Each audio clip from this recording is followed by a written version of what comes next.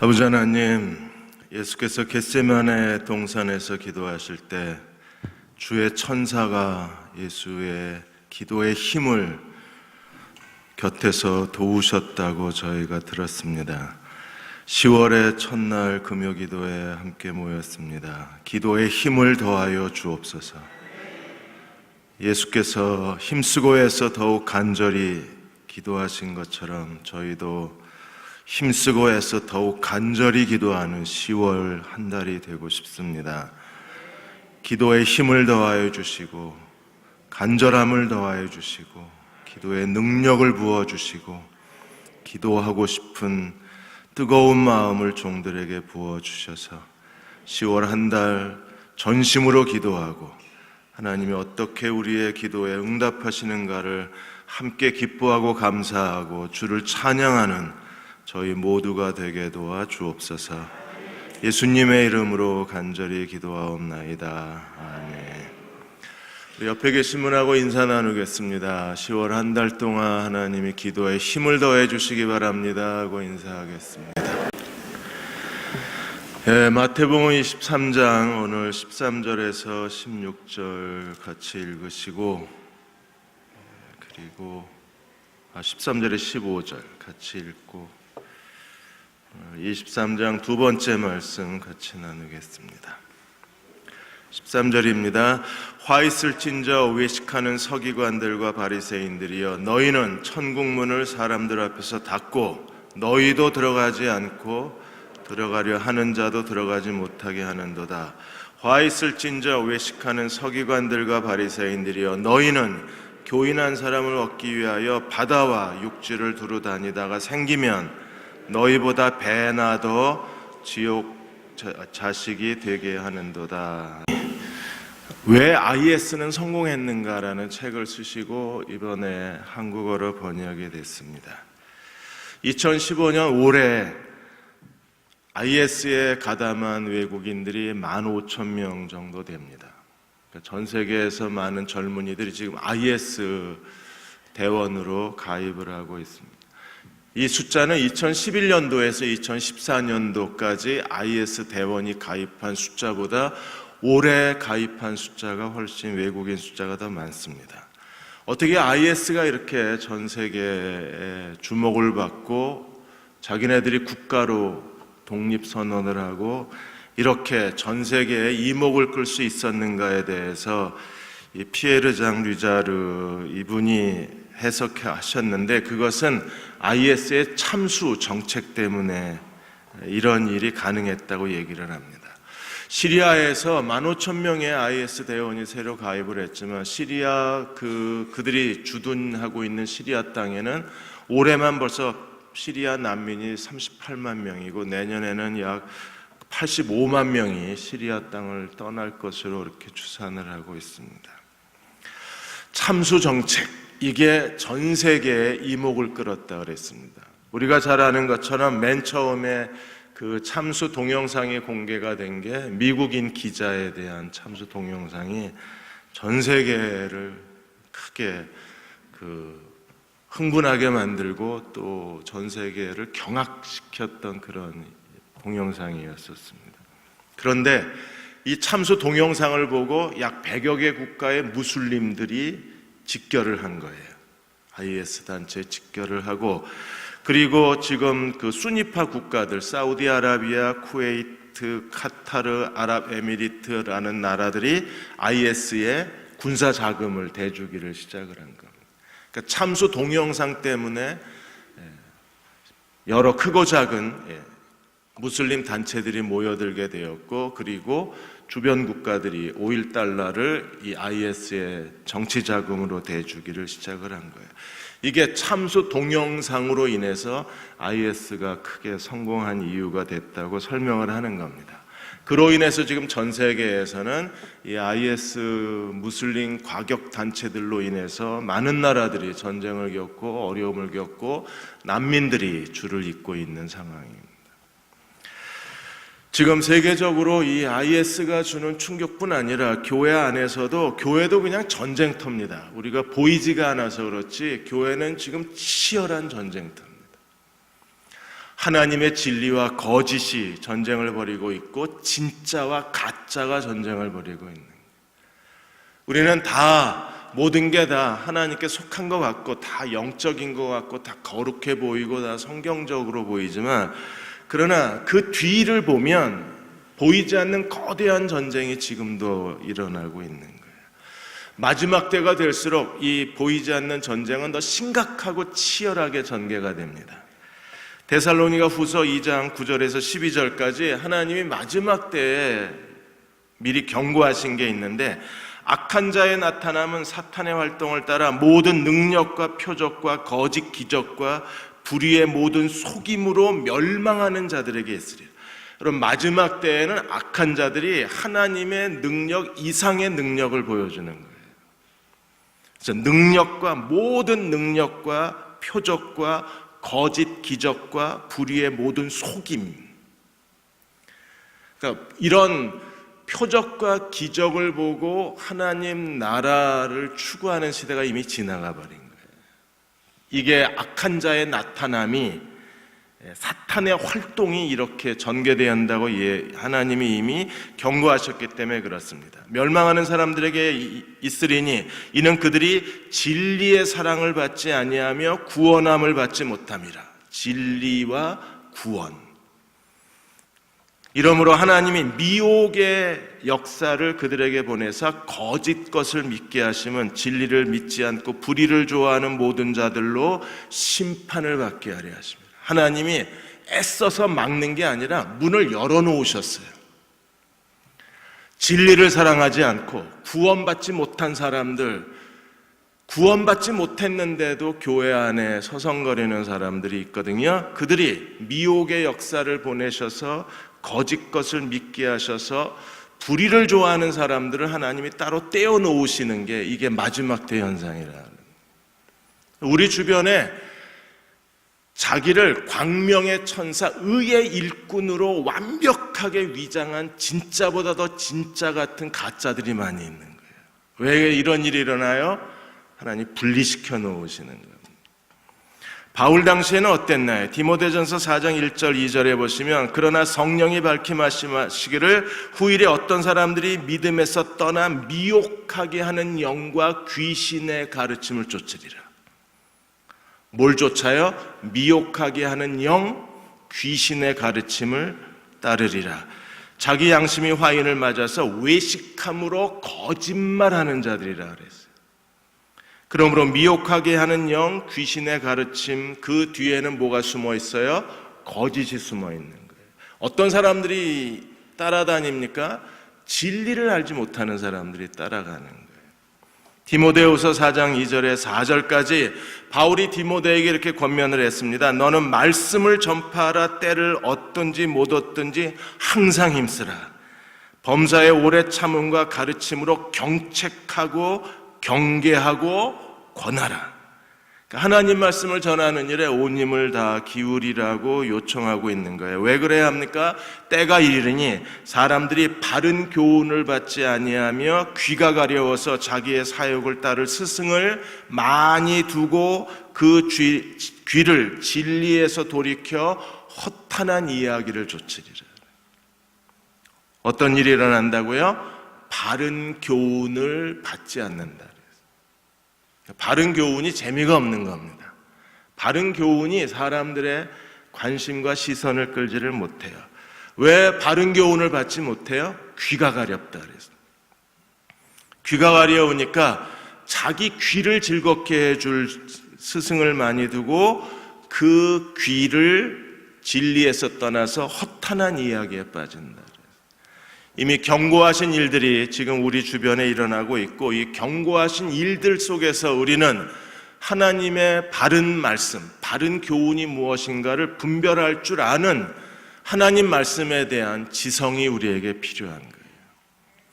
우리는 어떻게 해야 합니까? 디모데후서 1장 13절 14절에 바울이 이런 말을 했습니다. 너는 그리스도 예수 안에 있는 믿음과 사랑으로서 내게 들은 바 바른 말을 본받아 지키고 여기서 무너지는 거예요.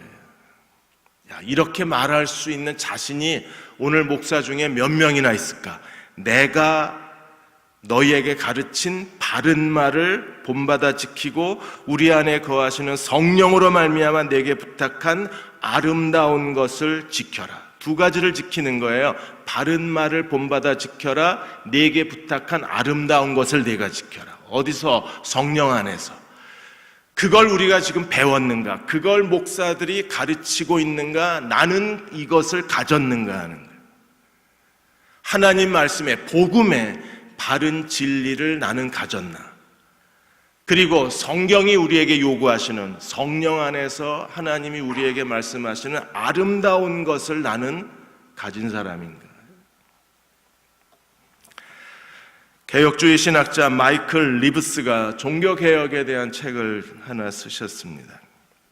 종교개혁이라는 게 뭔가 부정적인 걸 막자는 게 아니라, 그런 저항운동이 아니라 종교개혁은 올바른 복음으로 나아가자는 운동이라고 정의를 새롭게 하셨어요. 거짓 것을 막으려고 애를 쓸 게 아니라 바른 지식, 진리를 알고 진리를 추구하는 데에 전념하는 것, 이게 종교개혁 운동이라 그래요. 어떤 게 거짓이냐 이걸 따지고 있을 시간에 차라리 하나님 복음이 뭔가를 알고 그 복음의 바른 말, 바른 지식, 바른 교리를 우리가 알고 하나님의 복음 안에서 살면 그리스도와 성령이 우리를 도우셔서 그리스도와 동행하게 만들어 주실 거잖아요. 그래서 하나님 말씀을 제대로 아는 게 종교개혁 운동이라고 했어요. 마이클 리브스는 칼빈에 대해서 이렇게 얘기를 했습니다. 칼빈은 설교와 하나님 말씀을 가르치는 일에 자기의 시간을 다 쏟았다 그랬어요.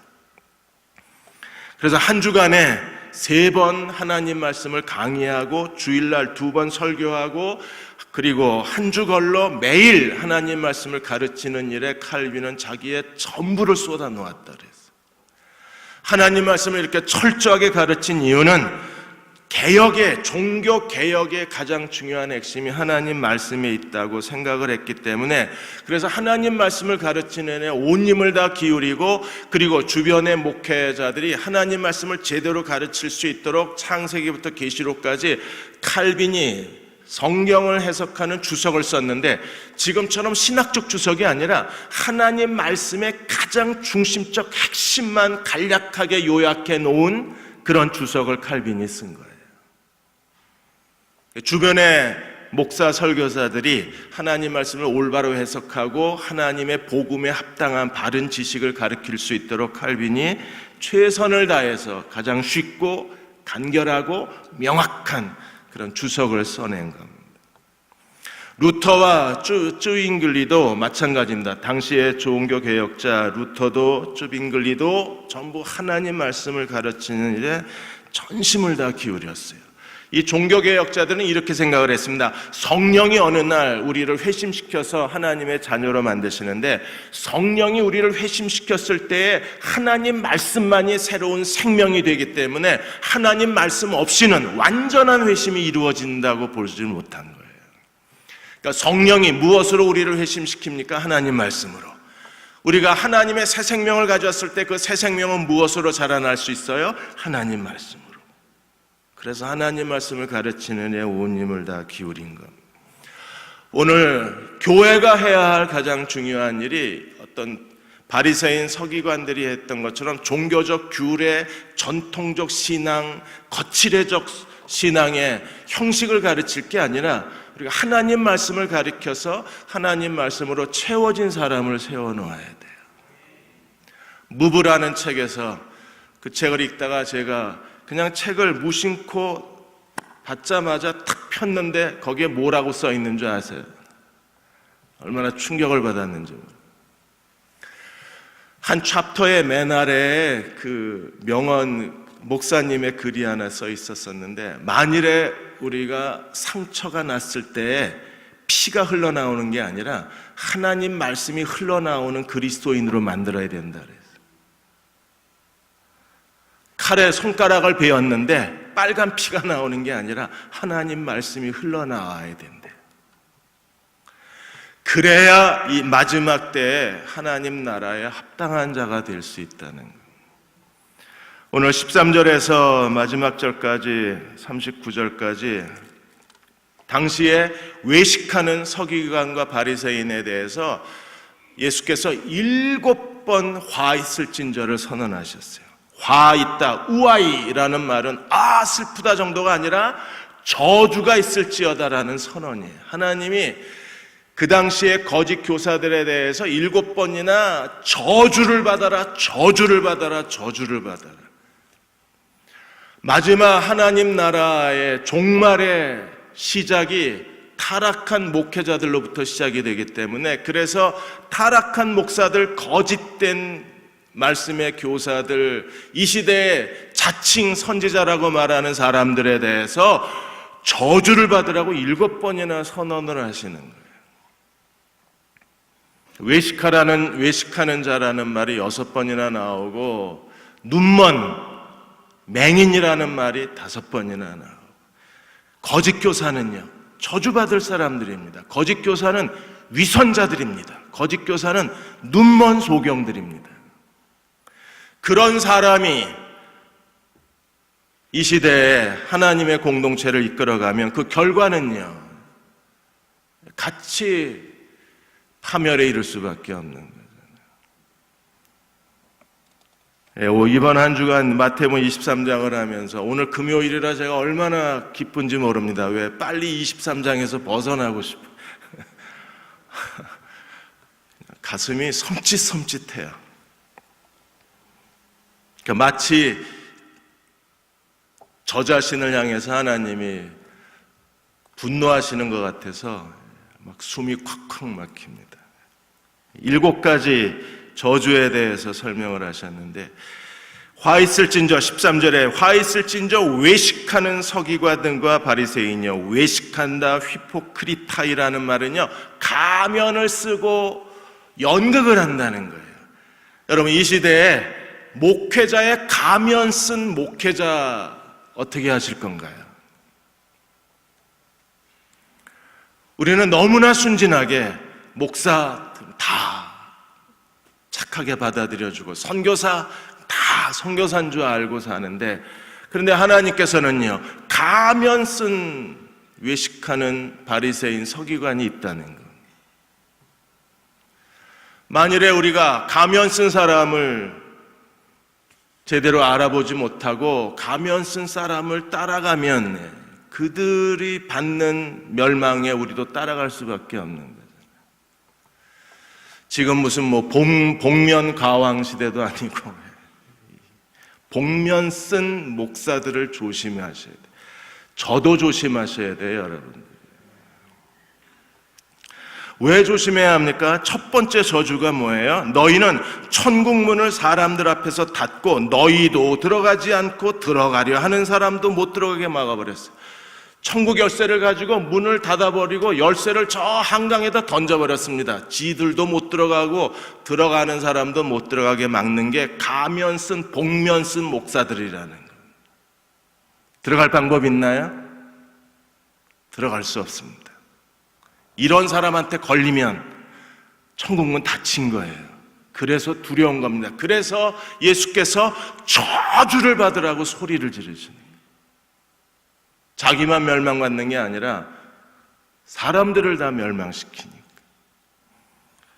그럼 어떻게 천국문을 닫았나요? 두 번째 저주가 15절에 있습니다. 14절은 마태오는 기록을 안 했는데 마가복음 12장이나 누가복음 20장에 보시면 그 외식하는 복면 쓴 목회자들이 과부의 재산을 삼키고 외식으로 길게 기도하니 저들이 받을 심판이 더 무겁다 그랬어요.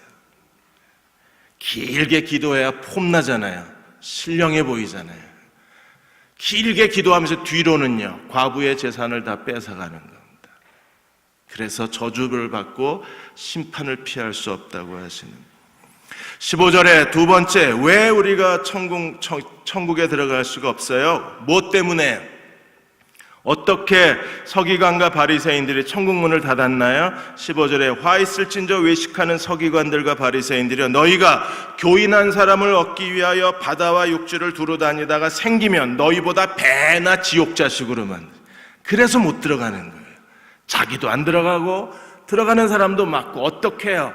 바다와 육지를 돌아다녀서 겨우 교인 하나, 개종자 하나를 만나면 자기들보다 배나 지옥 자식으로 만들어버리니까 들어갈 방법이 없죠. 배나 지옥 자식으로 만든다는 게 뭡니까? 신앙의 위선자를 대량 생산해내는 거예요. 하나님 말씀대로 사는 사람을 만들어낸 게 아니라 바리새인, 서기관, 유대 장로들이 만들어 놓은 종교 추종자, 전통 추종자들로 만들고 하나님 말씀을 지키는 게 아니라 사람의 규례를 지키는 사람으로 만들어 놓은 거예요. 우리가 마태복음에서 이미 본 것처럼 부모를 공경하라는 하나님의 율법을 버리고 그들은 고르반 제도를 만들어서 부모 공경의 책임, 공경하다는 게 뭡니까? 마음으로만 존경하는 게 아니라 그분들의 삶을 책임지는 게 공경이에요. 그런데 부모 공경하기 싫으니까 고르반 제도를 만들어서 부모에게 줄 생활비를 100만 원을 드린다 그러면 10만 원 고르반으로 바치면 100만 원이 면제가 되는 거예요. 그러니까 부모를 안 돌봐도 십계명을 어긴 게 아닌 거예요. 이런 게 바로 배나 지옥 자식으로 만드는 유대의 전통주의인 겁니다. 천국에 들어가기가 어려운 거죠. 세 번째 저주. 그러면 왜 이랬을까요? 그 당시에 종교 지도자들은 왜 이렇게 했습니까? 16절. 화 있을진저 눈먼 인도자예요. 눈이 멀어서 그래요. 하나님 나라를 보지 못하는 거예요. 율법이 무엇을 말하고 있는지 하나님의 말씀의 참뜻을 깨닫지를 못한 사람들입니다. 그들은 종교를 이용해서 자기의 호주머니를 채우려고 애쓰는 사람들입니다. 그래서 그들이 말하고 있는 그들의 가르침, 그들의 목회, 그들이 추구하는 신앙 공동체가 어떤 공동체인가를 보십시오. 그들은 돈과 하나님 사이에서 돈보다는 하나님. 그런가요? 하나님을 이용해서 돈을 채우려는 사람들입니다. 철저하게 하나님이 이용을 당하는 거예요. 그들의 시각장애, 그들의 눈먼 인도자의 첫 번째는 맹세입니다. 맹세에 있어서 하나님보다는 돈을 먼저 추구하는 게 당시의 종교 지도자들이었어요. 탐욕의 종교입니다. 오늘 한국교회도요, 탐욕의 종교입니다. 그들은 더 많은 헌금을 교인들에게 이끌어내기 위해서, 그리고 더 큰 교회 목사의 왕국을 세워가기 위해서 당시 예수님 당시의 유대 종교 지도자들이 한 일이나 오늘 목사들이 한 일이, 복면 쓴 목사들이 한 일이 거의 비슷하잖아요. 그래서 16절에서 그 22절까지 세 가지 맹세를 설명하신 거예요. 16절에 보시면 성전으로 맹세하면 안 지켜도 돼. 그런데 성전의 금으로 맹세하면 반드시 지켜야 돼요. 그럼 성전은 어디에? 성전은 뭐예요? 하나님이 자기 이름을 두신 곳이잖아요. 그러므로 성전으로 맹세한 건 하나님으로 맹세한 겁니다. 그런데도 그들은요, 성전으로 맹세한 건 안 지켜도 되지만 성전의 금으로 맹세한 건 지키라고 말합니다.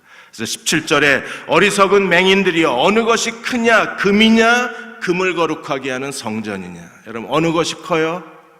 성전이 더 크죠. 대답하기도 싫으시죠. 두 번째 맹세에 대해서 설명합니다. 누구든지 제단으로 맹세하면 아무 일이 없거니와 제단 위에 있는 예물로 맹세하면, 어쨌든 돈이 걸려있고 물질이 걸려있고 소유가 걸려있으면 다 지켜야 돼요. 제단은 안 지켜도 돼요. 그런데 제단 위에 예물은 반드시 지켜야 된다고 말합니다. 19절에 예수님이 다시 질문하십니다. 맹인들이 어느 것이 크냐, 예물이냐? 그 예물을 거룩하게 하는 것이냐. 22절에 세 번째 맹세는 뭐예요? 하늘로 맹세하는 자는 하나님의 보좌와 그 위에 앉으신 이로 맹세함이라. 그런데 그들은요, 물질이 걸려있지 않으면 맹세를 지키지 않아도 된다고 가르치는 겁니다. 그들이 하나님을 섬기는 사람입니까? 돈을 섬기는 사람들입니까? 돈을 섬기는 사람. 하나님과의 인격적 관계가 중요한 게 아니라 그들은 할 수만 있으면 성도들의 호주머니에서 더 많은 돈을 착취하고 성도들의 지갑을 털고, 그래서 자기들의 탐욕을 만족시키는데 모든 제도를 만든 사람들입니다. 돈과 하나님 사이에서 그들은 돈을 섬기는 종교 지도자들이었어요. 그러니까 제단, 성전, 하나님 다 동일한 거잖아요. 이 세 가지 맹세에서 그들은 맹세를 지켜도 되는 것, 지키지 않아도 되는 것을 구분하면서 그들은 제단의 예물과 성전의 금에 대해서, 그리고 하나님의 이름과 하나님께 드리는 예물에 대해서 그들은 철저하게 자기들 것을 챙긴 겁니다. 어느 한 목사님이 그 집이 정말 어려운 상황이 됐습니다. 사업하다가 다 망해가지고 어려운 상황이 됐는데, 그 목사님이 뭐라고 설교를 했느냐 하면, 은행에 대출을 받아서라도 감사원금을 내라고 계속 강요를 하는 거예요. 그래야 하나님이 빚 갚아주신다고. 제가 교회 떠나라 그랬어요. 은행에 대출 받아서 감사원금 내야 하나님이 빚 갚아주시네. 은행에 대출 받아서 11조를 내래요. 사업 망하기 전에 11조를 똑같이 내야 망하기 전으로 돌려주신다고. 성경에 어디 그런 구절이 있냐 그랬어요. 그걸 믿음이라고 자꾸 포장을 해주는 겁니다. 그래서 본인이 기도하다 그걸 느꼈냐? 못 느꼈대. 그러면 안 해도 된다 그랬어요. 만일에 그게 필요했으면 성령이 집사님에게 가르쳐 줬을 거라고. 왜 하나님께서 그걸 목사에게 얘기하고 집사님에게 얘기를 안 하면 그게 말이 되냐? 집사님한테 계시가 갔겠지. 갑자기 예배드리다가 감동이 와서, 야, 내가 은행빚 내서라도 11조를 드려야 되겠다. 기쁨이 넘쳐서, 감사가 넘쳐서 그런 마음이 들 때 하셔도 된다 그랬어요. 나중에 보니까 기어이 은행빚 내서 내셨더라고요. 왜요? 이게 저주가 걸려 있으니까 그냥 안 하자니 이게 굉장히 불편한 거예요. 애들 말로 그냥 찝찝한 거예요. 안 내자니. 내고 말자 이러고 냈어요. 분당 중앙교회 최종천 목사님은 정말 멋지신 분이십니다. 이분이 1991년에 교회를 세우셔 지난 20년 동안에 인재를 키워서 세상을 변화시키자. 이게 이 교회의 비전입니다. 그래서 지난 20년 동안에 장학금으로만 50억 이상 썼어요. 큰 교회가 아닙니다. 장학금으로만 50억.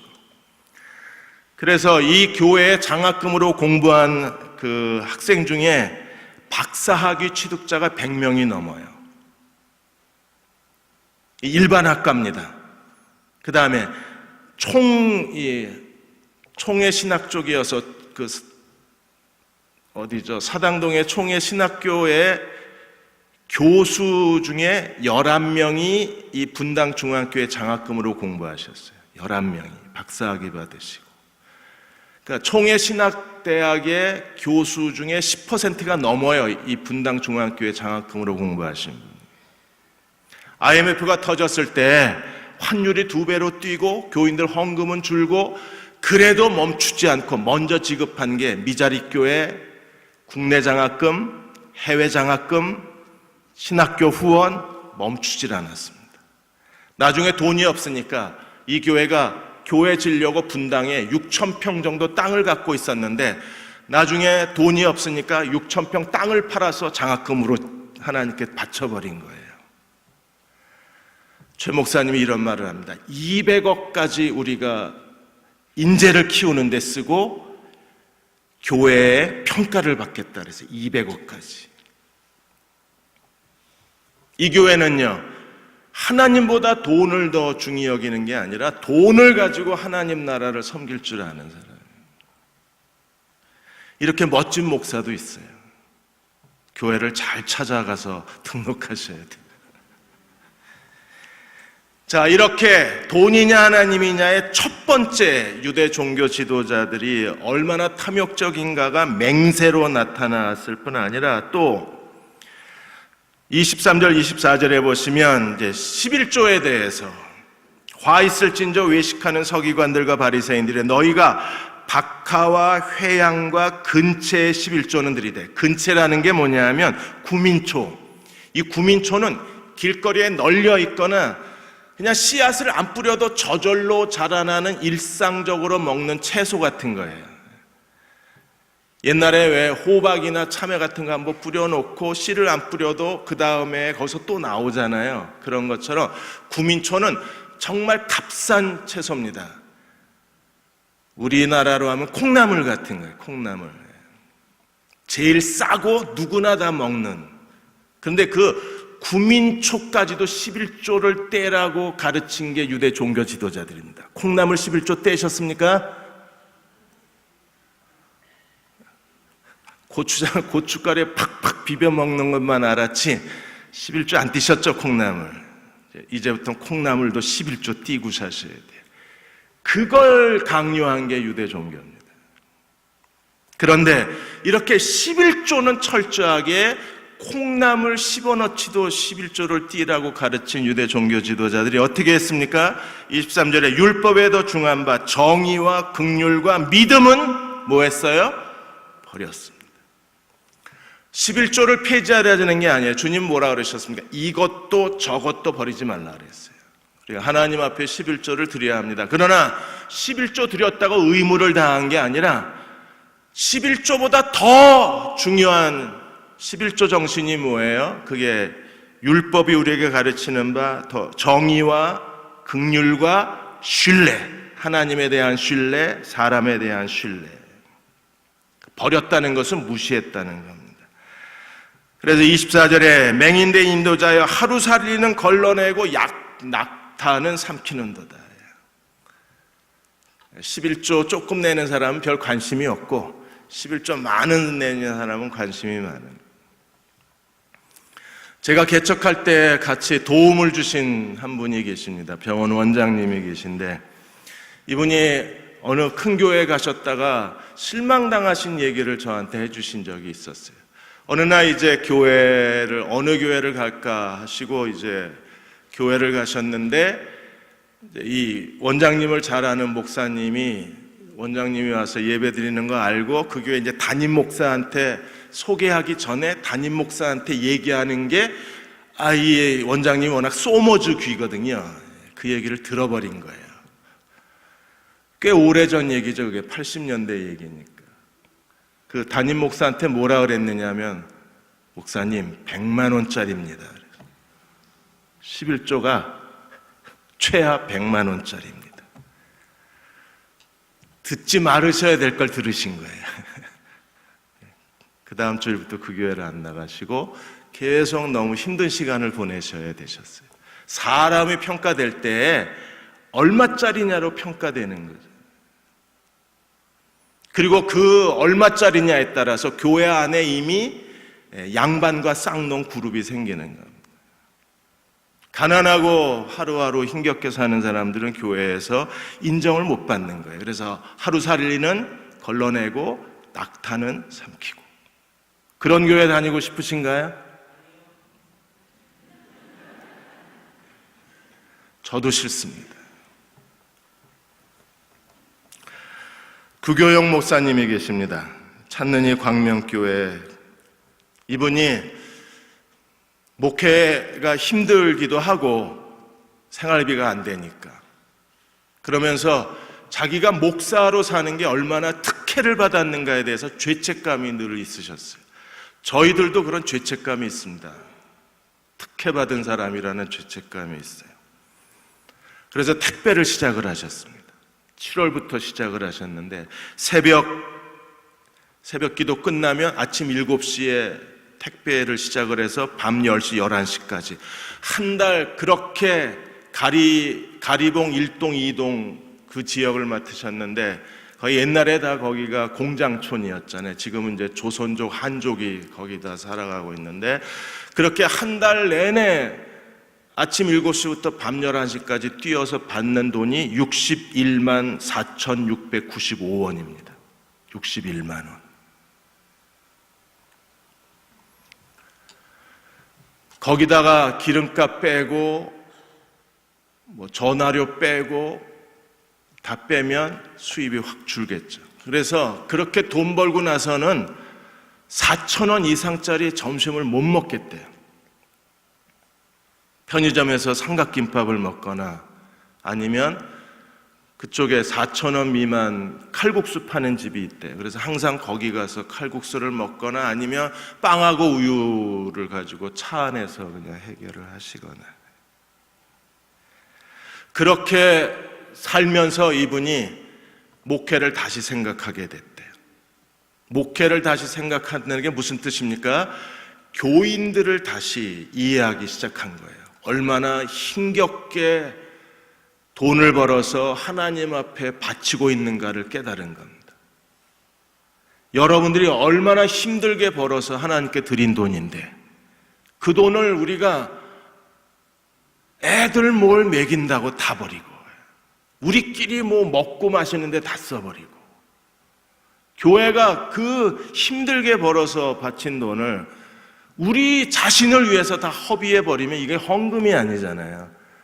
좀 더 가치 있고 의미 있는 일에 쓰기 위해서 우리 스스로가 절제하고 우리 스스로가 검소하게 살고 더 많은 걸 하나님께 드려야 하나님 기뻐 안 하실까요? 그래야 헌금 드린 사람의 손을 하나님이 더 크게 축복해 주지 않으실까요? 그래서 두 가지가 맹세 차원에서 율법의 차원에서 유대 종교 지도자들은 하나님을 섬기는 게 아니라 돈을 섬기는 사람들이었어요.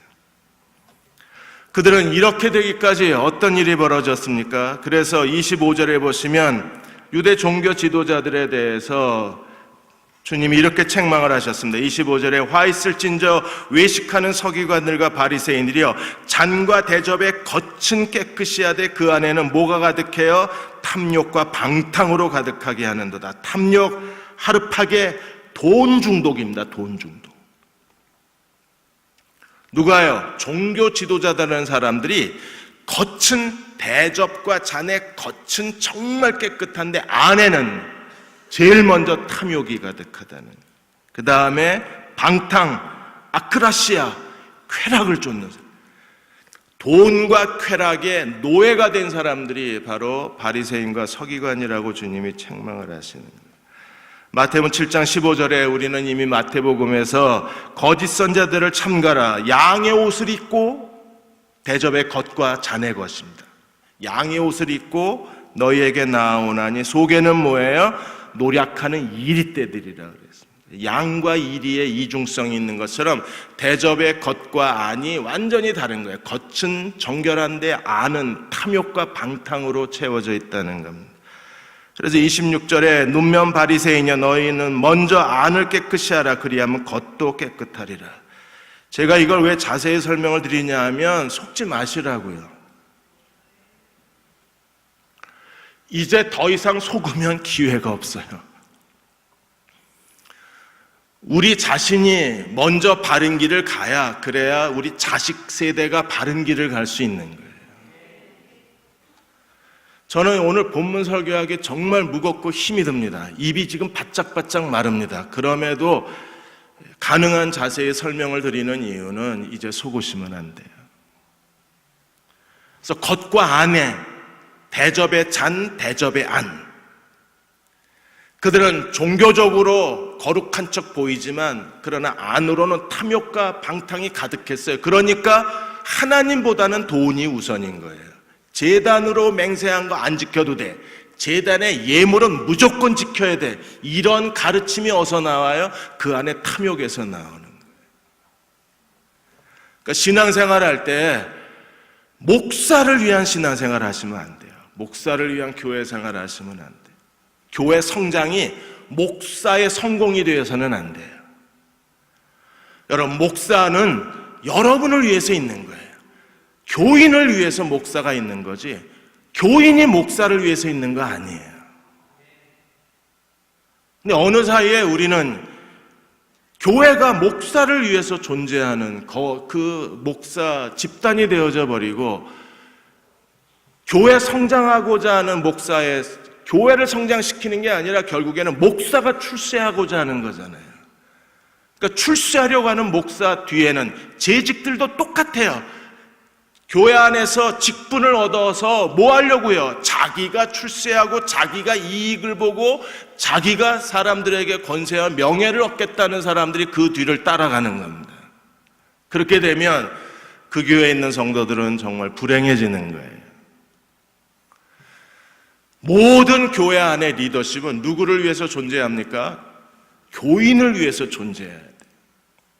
우리는 여러분을 섬기기 위해서, 말씀과 사랑으로 섬기기 위해서 부름받은 사람이고, 교회의 모든 리더도 여러분을 사랑으로 섬기기 위해서 하나님이 기름 부어 세우신 사람들입니다.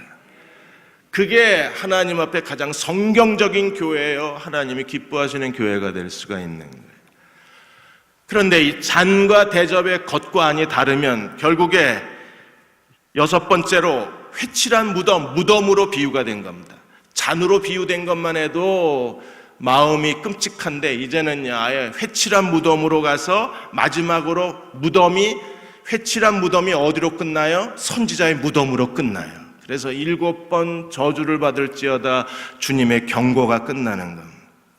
27절 28절에 보시면 화 있을진저 외식하는 서기관들과 바리새인이여 회칠한 무덤 같으니 겉으로는 아름답게 보이나 그 안에는 죽은 사람의 뼈와 더러운 것, 시체와 더러운 것이 가득하다. 겉으로는 아름답게 보이고, 그리고 28절에 사람에게 옳게 보이고, 사람들 보기에 목사의 스펙이나 목사가 자랑할 만한 게 많이 있는 거죠. 그리고 교인들이 뭘 원하는가를 동물적 본능으로 알고, 목사들은 자기를 치장하는 데 굉장히 뛰어난 순발력을 가졌어요. 어떻게 행동하면 교인들이 자기를 존경하는가를 알아요. 뭘 가지면 교인들이 자기에게 환호한다는 걸 압니다. 그리고 어떤 걸 손에 쥐고 있어야 교인들이 자기를 따라온다는 걸 목회자들이 동물적 본능으로 알아요. 그래서 무덤에다가 회를 뿌려놔요. 하얗게 보이잖아요. 근데 그 안에는 뭐가 들었어요? 사람의 뼈와 온갖 더러운 게 들어있는 겁니다. 듣기 싫으시죠 지금? 저도 하기 싫어요. 이게 내 목을 졸라 지금. 무섭게 지금 제 목을 조르고 있는.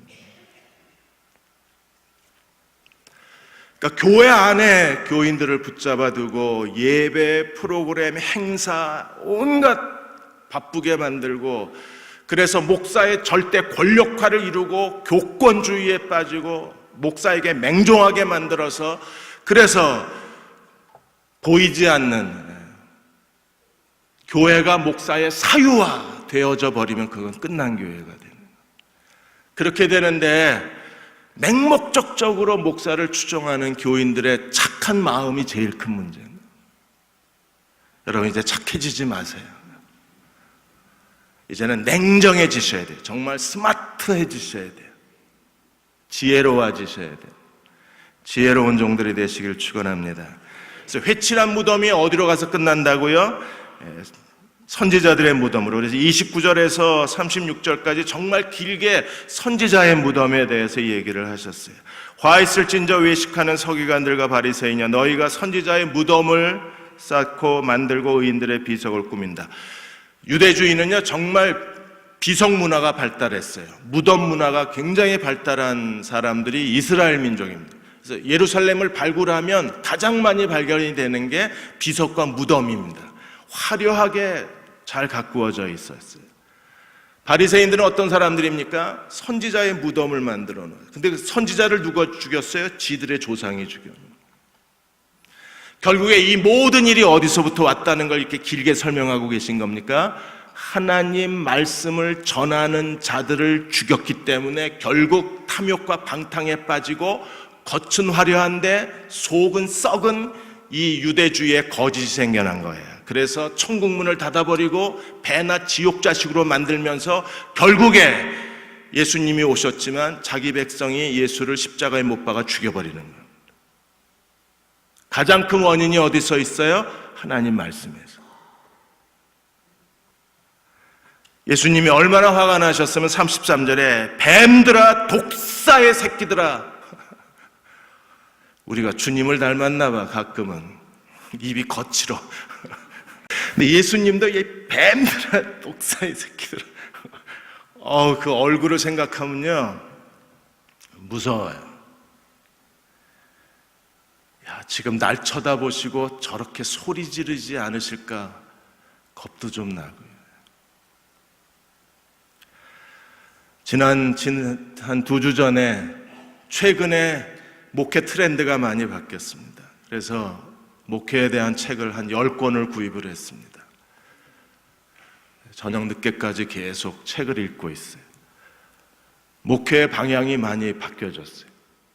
목회 트렌드도 확실하게 달라졌습니다. 그런데 달라지지 않은 게 하나 있어요. 그건 뭐냐 하면 하나님 말씀을 제대로 가르쳐야 된다는 겁니다. 그것밖에는 교회가 살 길이 없다는 거예요. 그야말로 요리를 하다가 손가락을 베었는데 하나님 말씀이 콸콸거리고 나오는 사람이어야 돼요. 예루살렘을 바라보시면서 예수님이 우셨습니다. 그리고 왜 우셨어요? 37절에 암탉이 그 새끼를 날개 그늘 아래 모음같이 내가 너희를 모으려고 얼마나 많이 애를 썼냐. 어떻게 모아요? 하나님 말씀을 전함으로. 그래서 지혜 있는 사람, 선지자, 그리고 서기관 계속 보냈는데 죽이고 때리고 감옥에 가두고 추방해버리고. 그래서 예루살렘이 결국에 어떻게 됐어요? 황폐하여 버림받음이로. 그래서 예루살렘이 버림을 받은 겁니다. 언제까지요? 찬송하리로다 주의 이름으로 오시는 이요. 그리스도가 다시 오실 때까지 예루살렘은 버림받는 거예요. 저기서 아무리 통곡의 벽 앞에서 유대인들이 가파를 쓰고 거기서 눈물로 기도해봐야 언제까지 예루살렘이 버림받아요? 주님이 다시 오실 때까지. 우리는 어디로 돌아가야 합니까? 하나님 말씀으로 돌아가야 합니다. 말씀 위에 서서 마지막 때에 하나님 말씀에 충실한 복음의 비밀을 깨닫고 예수 그리스도 안에 거하는 그리스도의 종들이 되시기를 주의 이름으로 축원합니다. 기도하겠습니다.